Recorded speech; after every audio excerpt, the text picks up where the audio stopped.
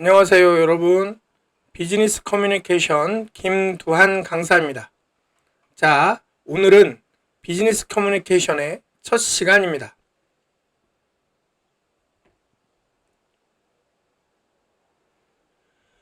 수업을 시작하기에 앞서서 질문 하나 하도록 하겠습니다. 여러분에게 커뮤니케이션이란 무엇입니까? 아마 많은 학생들이 말을 유창하게 잘하는 것을 떠올릴 겁니다. 물론 그것도 매우 중요한 부분이죠. 하지만 오늘 우리는 그보다 더 근본적인 의미를 파고들고자 합니다. 화면에 보는 것처럼 커뮤니케이션의 어원은 공유하다라는 뜻의 라틴어 communicare입니다. 로마 시대에 길을 함께 만들고 성벽을 함께 쌓는 것처럼 무언가를 공동의 것으로 만드는 행위에서 유래된 말입니다.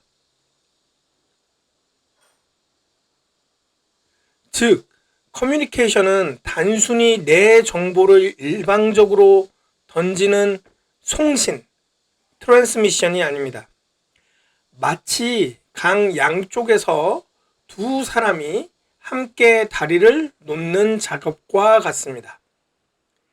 내가 보낸 메시지, 즉 다리 한 부분에서 상대방에게 잘 전달되고 상대방의 피드백, 즉 다리의 다른 부분이 돌아와서 마침내 공동의 이해라는 튼튼한 다리가 완성되는 과정, 바로 이것이 진정한 커뮤니케이션이라 할 수 있습니다.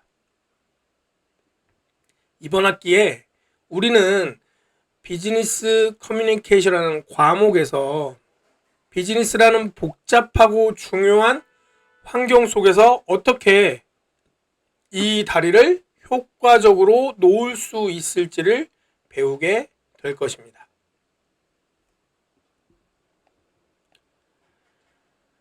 커뮤니케이션이라 하면 기본적으로 이론이 역시 존재합니다. 특히 먼저 첫 번째로 선형 모델, 즉 리니어 모델이라는 것이 있습니다.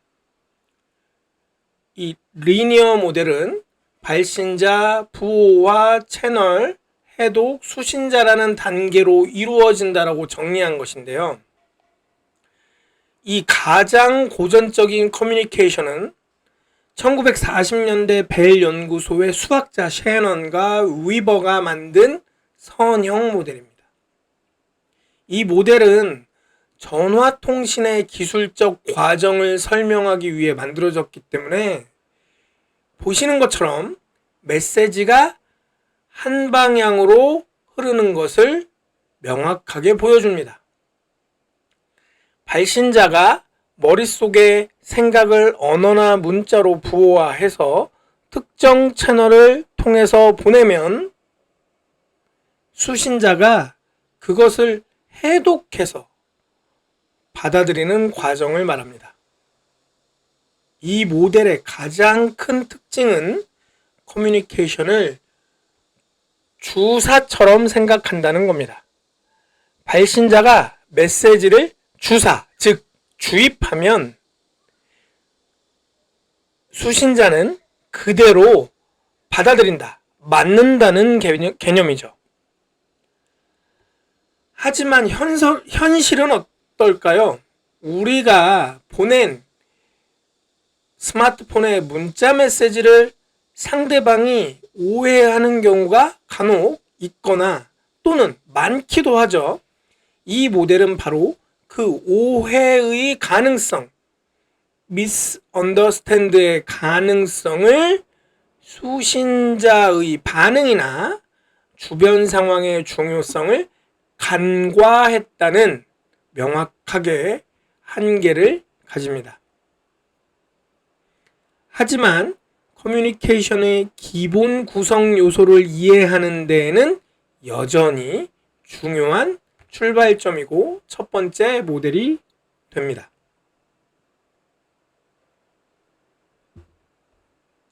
자, 그러면 선형 모델에 이어서 두 번째 모델, 상호작용 모델이 있습니다. 인터랙티브 모델이라 부르고요. 자, 이 선형 모델의 한계를 보완하기 위해 등장한 것이 바로 상호작용 모델입니다. 이 모델의 가장 큰 시사점은 피드백이라는 개념을 도입한 것입니다. 메시지를 받은 수신자가 다시 발신자가 되어 반응을 보낸다는 것이죠. 마치 우리가 탁구 경기를 생각해 보면 되겠습니다. 서로 양 방향에서 메시지를 주고받는 모습이라고 탁구 플레이를 생각해 보세요. 또한 중요한 개념은 경험의 장입니다. 예를 들어서 내가 BTS라고 말했을 때 10대 티네이저와 60대 노년층은 전혀 다른 것을 떠올릴 수도 있습니다. 이렇게 각자의 살아온 배경, 지식, 문화가 서로 다르기 때문에 같은 메시지도 다르게 해석될 수 있다는 점을 설명해 주는 모델입니다. 선형 모델보다는 훨씬 현실에 가까워졌지만 여전히 메시지를 순차적으로 주고받는다는 점에서 실제 대화의 동시성을 완벽히 담아내지는 못하는 한계가 있습니다. 다음 세 번째, 커뮤니케이션의 기본 모델 중 세 번째는 교류 모델입니다. 트랜잭션 모델이라 부르고요. 자, 참여자들이 동시에 발신자이자 수신자라는 개념을 들고 온 것으로 가장 진화한 형태이자 우리가 지향해야 할 커뮤니케이션을 설명하는 교류 모델입니다. 이 모델에서는 우리가 더 이상 발신자와 수신자를 구분하지는 않습니다. 대화하는 모든 참여자가 동시에 메시지를 보내고 해석하는 주체이기 때문입니다. 여러분이 친구와 대화할 때 친구의 말을 들으면서 동시에 끄덕이거나 미간을 찌푸리는 표정을 보내는 걸 생각해 보세요. 언어적, 비언어적 메시지가 실시간으로 오가면서 대화의 의미와 분위기를 함께 창조해 나가는 것입니다. 특히 비즈니스 현장에서 회의나 협상은 이 교류 모델의 결정체입니다. 단순히 정보를 교환하는 것을 넘어서 대화를 통해 신뢰라는 관계를 형성하고 시끄러운 회의실이라는 물리적 상황, 상대의 기분이라는 심리적 상황까지 모든 요소가 결과에 영향을 미칩니다. 따라서 우리는 항상 이 교류 모델의 관점에서 소통을 임해야 할 것입니다.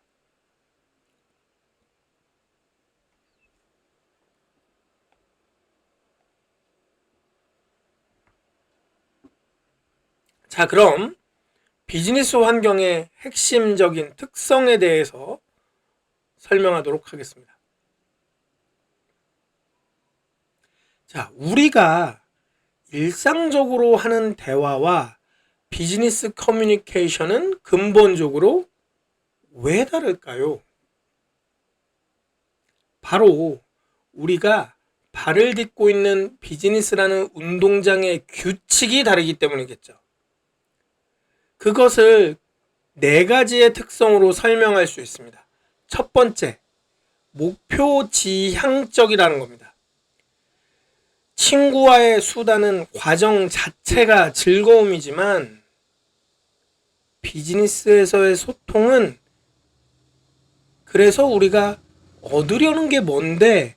라는 명확한 목표를 향해 했습니다. 두 번째로 이해관계자가 존재한다는 것입니다. 자, 내 소통의 대상이 단순히 동료 한 명이 아니라 그 말 한마디가 고객, 주주, 언론 등 많은 이해관계자에게 미칠 영향을 항상 고려해야 합니다. 셋째는 계층 구조가 있다는 것입니다. 사장님께 보고하는 방식과 후배에게 업무를 지시하는 방식은 다를 수밖에 없겠죠. 마지막으로 경쟁 환경입니다. 우리의 소통은 경쟁사보다 우리 제품을 더 돋보이게 하고 더 유리한 계약을 따내기 위한 전략적 도구가 돼야 할 것입니다. 이 네 가지 특성을 항상 염두에 두는 것이 비즈니스 커뮤니케이터의 첫 걸음일 것입니다. 자, 그럼 다음으로 비즈니스에서는 왜 명확함이 중요할까? 즉, 커뮤니케이션을 할 때 앞서 이야기했듯이 오해, 미스언더스탠드가 발생하면 안 되겠죠. 그래서 이 명확함이라는 것을 매우 강조하는데 그걸 좀 더 구체적으로 얘기해 보고자 합니다. 친한 사이에는 우리가 이런 말을 합니다. 한국식 표현으로는 척하면 척이라는 표현을 쓰는데요. 알아듣는 것이 친밀함의 표시일 수 있습니다. 하지만 비즈니스에서 모호함은 큰 문제를 일으킵니다. 자, 화면의 사례에서처럼 상사가, 즉 사장이 이 보고서 적당히 잘 알아서 해주세요 라고 지시를 했다고 상상해 봅시다. A 직원은 핵심만 요약해서 빨리 한다는 개념으로 일을 수행했고 B 직원은 디자인까지 완벽하게 해석할 수 있도록 만들었습니다. 결과적으로 사장의 입장에서는 A는 성의 없다고 할 수도 있고 B는 시간을 못 맞춘다고 질책받을 수도 있죠. 이것이 바로 오해로 인한 비용의 발생을 의미할 수 있습니다. 자, 수정하고 다시 만드는 데 들어가는 시간, 그리고 자원, 또한 감정 소모까지 모두 조직의 손해입니다.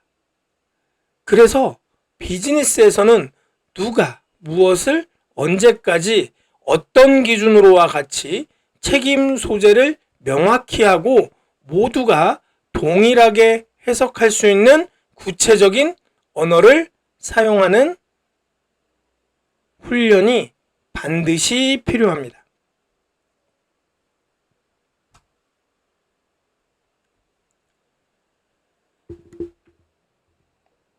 자, 이러할 때 비즈니스 커뮤니케이션은 소통의 대상이 조직의 내부에 있는지 외부에 있는지에 따라 크게 두 가지로 나누어 생각할 수 있습니다. 내부 커뮤니케이션은 우리가 몸의 혈액순환과 같다고 생각할 수 있습니다.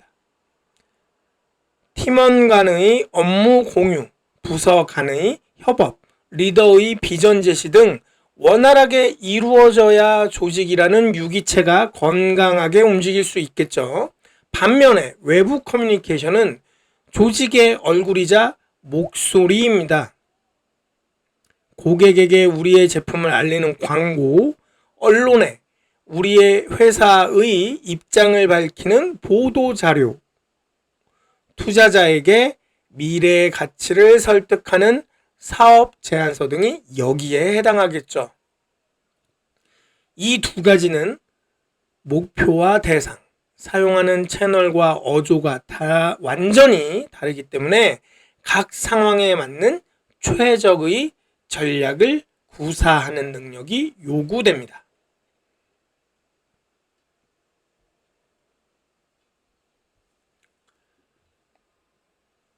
결론적으로 우리가 한 학기 동안 이 수업에서 추구해야 할 비즈니스 커뮤니케이션의 최종 목표는 무엇일까요?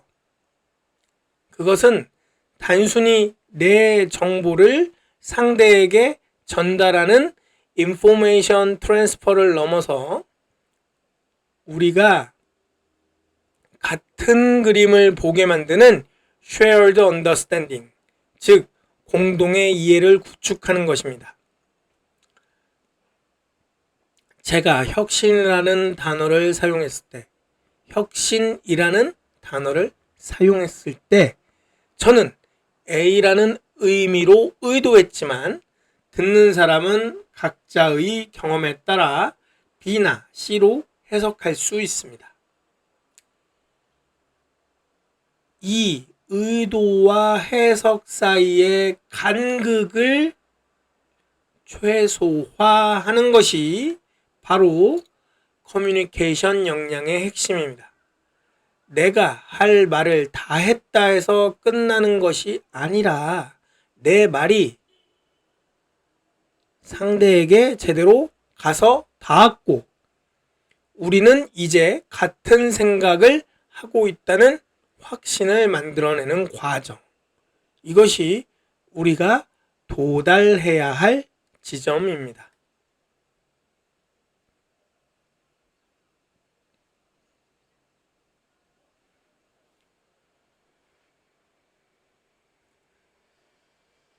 자, 그러면 비즈니스 커뮤니케이션의 목표와 기능에 대해서 한번 더 구체적으로 살펴보고자 합니다.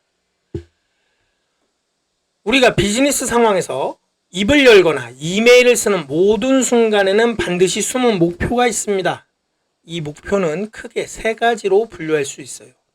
첫째, 정보 제공, 즉 회의 시간이 변경되었습니다처럼 사실을 명확히 알리는 것이죠. 둘째, 설득입니다. 이 프로젝트의 예산을 더 투입해야 할 상황입니다.처럼 상대의 생각이나 행동의 변화를 이끌어내는 겁니다. 셋째, 관계 형성입니다. 이번에 함께 일하게 되어 기쁩니다.처럼 긍정적인 유대감을 만들어서 장기적인 협력을 도모하는 것이죠.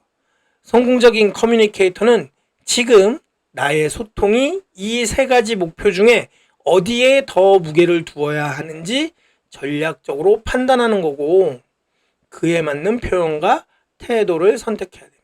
지금 이 강의에서도 제가 하는 일은 학생들에게 정보를 제공하는 것입니다. 그래서 조금 더 말을 천천히 하고 조금 더 내용은 더 구체적으로 하는 것이 방법이 될 수 있겠죠.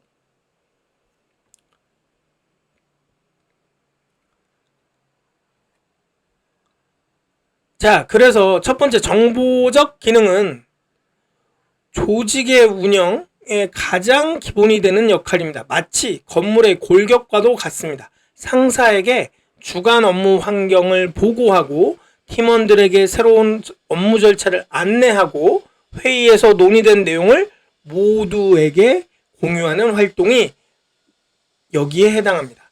정보적 기능에서 가장 중요한 역량은 화면에 나오는 것처럼 명료성, 간결성, 정확성입니다. 여기에서 핵심은 보고를 위한 보고가 되어서는 안 된다는 것입니다. 이 정보가 왜 필요한지, 이 정보를 통해 상대방이 어떤 판단을 내리거나 행동을 해야 하는지를 명확히 하는 것이 진정한 정보의 전달 목적입니다. 두 번째, 설득적 기능. 비즈니스는 설득의 전쟁터라고 할 수 있습니다. 설득적 기능은 정보적 기능을 바탕으로 한 단계 더 나아가는 것입니다. 단순히 사실을 전달하는 것을 넘어서 상대방이 내 뜻대로 움직이게 만드는 것이죠. 고객이 지갑을 열 수 있도록 만들고 투자자가 우리 회사의 미래에 베팅하게 하고 동료가 나의 제안에 동참하게 만드는 모든 과정입니다. 그것들이 바로 설득입니다.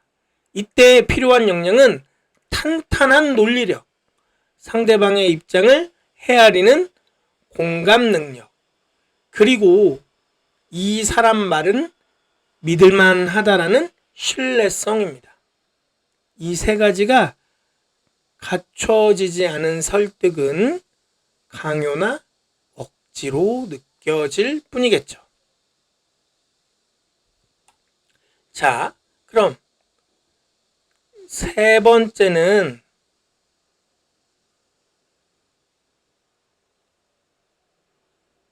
관계적 기능에 대한 이야기입니다. 단기적인 성과는 설득만으로도 가능할 수 있을 것이라 생각할 수 있습니다. 하지만 장기적이고 지속적인 성공은 결국 관계에서 납니다. 결국 관계에서 나와요. 관계적 기능은 조직 내 외부의 사람들과 긍정적인 관계, 즉 라포라고 부르는데 이 라포를 형성하고 유지하는 모든 활동을 말합니다. 새로운 팀원을 따뜻하게 맞아주고 불만을 토로하는 고객의 말을 끝까지 들어주고 힘들어하는 동료를 진심으로 격려하는 소통이 바로 그것입니다.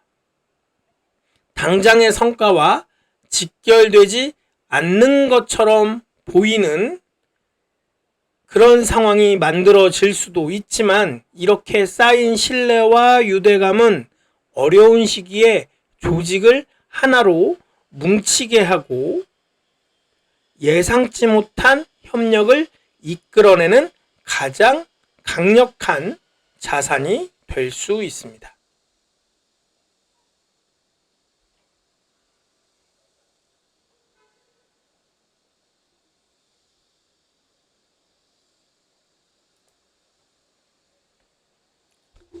자, 그럼 커뮤니케이션의 유형을 좀 더 구분해서 그 의미를 살펴보도록 하겠습니다. 커뮤니케이션은 사용하는 수단에 따라서 먼저 언어적, 비언어적 소통으로 나뉩니다. 우리는 흔히 무엇을 말하는가, 즉 언어적인 것에만 집중하지만 실제로는 어떻게 말하는가, 비언어적인 메시지 전달 방식과 상태에 대해서 메시지의 진정한 의미를 결정하는 경우가 훨씬 많습니다. 이 두 가지는 항상 함께 작용하고 메시지를 완성하게 됩니다. 자, 그러면 메시지의 숨은 진실을 의미하는 이 메라비언의 법칙에 대해서 한번 알아볼까요? 메라비언의 법칙은 비언어적 요소의 중요성을 극명하게 잘 설명합니다. 죄송합니다라고 말하면서 팔짱을 끼고 퉁명스러운 표정을 짓는다면 그 누구도 그 사과를 진심으로 받아들이진 않겠죠. 말의 내용보다 그것을 전달하는 태도와 목소리가 상대방의 인식에 90% 이상을 영향을 미친다는 사실이 비즈니스 커뮤니케이터에게 매우 큰 시사점을 주고 있습니다.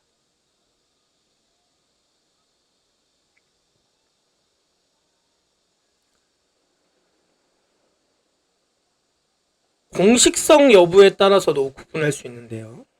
조직 내 소통은 공식적인 경로를 따르는 것과 그렇지 않은 것으로도 구분할 수 있습니다. 회의처럼 공식적인 소통은 조직 운영의 뼈대 역할을 하겠죠. 반면에 동료와의 점심시간이나 대화 같은 비공식적 소통은 공식 채널에서 얻기 힘든 정보나 감성적 유대를 형성하게 되고 조직의 신경막 역할을 하게 될 것입니다.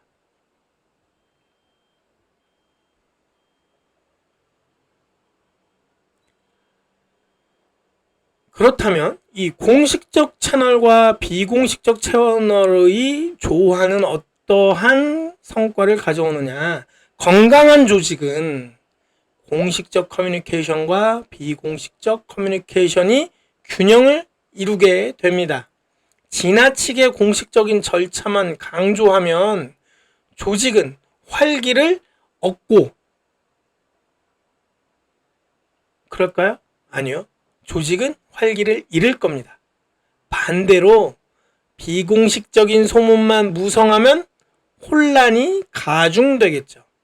즉 리더는 이 두 채널의 장점을 모두 활용하여 조직의 소통, 즉 커뮤니케이션을 활성화해야 하는 책무를 가지게 되는 겁니다.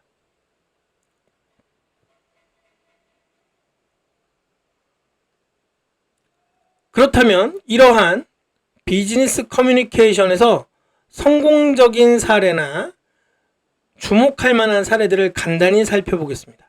자, 최악의 위기 상황에서 빛을 발한 커뮤니케이션 사례인데요. 존슨앤존슨은 단기적인 손실을 감수하면서까지 고객의 안전을 최우선으로 생각한다는 메시지를 행동으로 보여준 사례를 가지고 있습니다. 자, 신속하고 투명하게 책임감 있는 이러한 위기 커뮤니케이션이 어떻게 기업의 신뢰를 지켜낼 수 있는지 보여주는 좋은 사례 중에 하나입니다. 두 번째는 내부 소통에 관한 겁니다. 자, 우리가 잘 알고 있는 애니메이션 스튜디오, 픽사 애니메이션 스튜디오가 독특한 내부 소통 문화를 가지고 있다라는 해석이 있고, 이 소통 문화가 성공을 일으켰다는 이야기도 하고 있습니다. 자, 브레인 트러스트라는 회의 방식인데요. 동료의 작품에 대해서 아주 가혹할 정도로 솔직한 피드백을 주고받고, 그것이 실패해서 배우는 것을 두려워하지 않는 심리적 안정감을 기반으로 만들게 해서 내부 소통의 최고의 결과물을 만들어내는 경우가 많았다고 합니다. 자, 그 다음은 전 세계적으로 유명한 브랜드인 스타벅스입니다. 자, 스타벅스의 CEO, 즉 대표자 하워드 슐츠는 항상 브랜드 런칭 시기에 했던 이야기가 있습니다. 스타벅스는 단순히 커피를 파는 회사가 아니다. 우리는 문화를 만들어 간다라는 강력하고 매력적인 비전을 제시했고, 이를 내부 직원들에게 끊임없이 소통해서 성공했습니다. 직원, 부하가 아닌 파트너로 존중하고 비전을 공유함으로써, 즉 아까 얘기했던 그런 캐치프레이즈, 단순히 커피를 파는 회사가 아니다, 우리는 문화를 판다, 우리는 문화를 준다라는 개념은 소비자에게만 설득했던 것이 아닙니다. 직원들에게도 설득해서 직원들도 함께 홍보대사와 같은 역할을 하도록 무엇을 했다? 동기부여를 했다라는 것입니다. 자, 이들 사례의 공통점을 보자면 크게 세 가지로 얘기하면서 마지막으로 전략적 사고까지 얘기할 수 있습니다. 즉, 진정성, 일관성, 공감성을 가지고 있었다. 그리고 이것을 전략적인 목표 달성의 수단으로 반드시 인식하고 수행하였다라고 볼 수 있겠습니다. 즉,